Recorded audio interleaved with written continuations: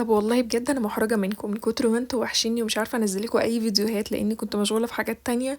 فبجد بصور الفيديو ده فعلا وانا مكسوفة منكم جدا جدا، وحشتوني قوي بجد والله. قلت اخدكم كده معايا في روتين وانا رايحة السوق، بس بصراحة معرفتش اصور خالص وانا في السوق لاني كنت لوحدي بقى، سبت ابراهيم فوق في البيت، فحبيت ان انا انجز كده على طول واصور لما اطلع معاكم في البيت. حاجة مضايقاني يا جماعة، بقول للراجل عايزة ربع كيلو ليمون مرضيش، فاضطريت ان انا اخد نص.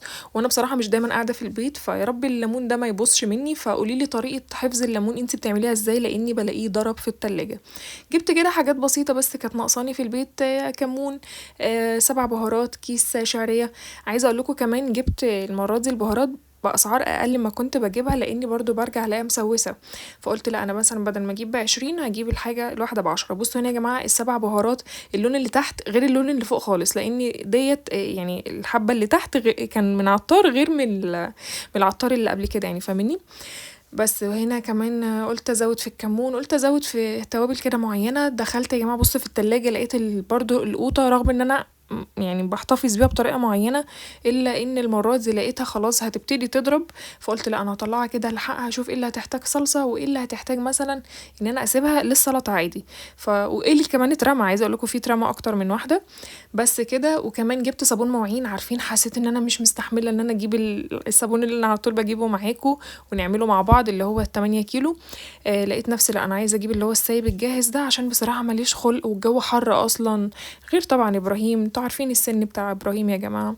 يلا نشغل كده الغساله، كان معايا غسيل ابيض، قلت ايه احط كده الجل بتاعي المسحوق، وبعد كده كلوركس ابيض. بقالي زمن على فكره يا جماعه مش بحط خالص كلوركس ابيض ولا الوان، على طول كنت بحط بيكربوناتو وملح ليمون وخل مع المسحوق.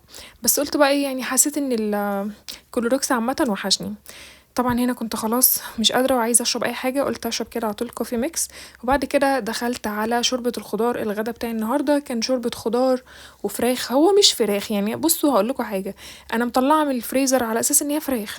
طلع معايا كيس فيه بتاع دوت الصدور بتاعت ديك رومي وورك فرخة في كيس. فقلت والله يا رحاب لا تحطيهم يلا كلهم مع بعض وزي ما تيجي تيجي. وعايزة اقول لكم الشوربة كانت ميكس كده، انتي مش عارفة دي شوربة ايه في الاخر، بس بصراحة كانت حلوة ومسكرة الحمد لله.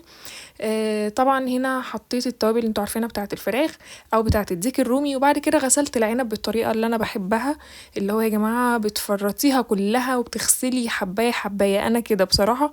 وبحب اسهل على اللي بياكل ان هو يلاقي العنب نضيف ومتفرط، مش لسه يقعد يفرط بقى. الله، احنا في الصيف يا جماعة الجو حر يعني كفاية قوي ان الجو حر. هنا كده صلصلت، اسمها ايه، صلصلت. عملت يا جماعة هنا الصلصة. تمام، هو كيس واحد يا عيني اللي اتعمل يعني من حبة القوطة دول. قلت يلا مش مشكلة، انا كده كده اصلا عايزة اجيب قوطة واعملها صلصة بصراحة. هنا بوريكم كيس الصلصة اليتيم حبيبي اللي اتعمل.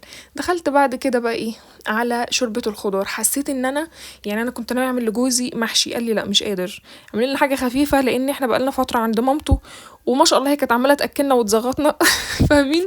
فلا قلنا بقى ناكل حاجة خفيفة كده، ما كناش فعلا قادرين ان احنا نعمل محشي تاني.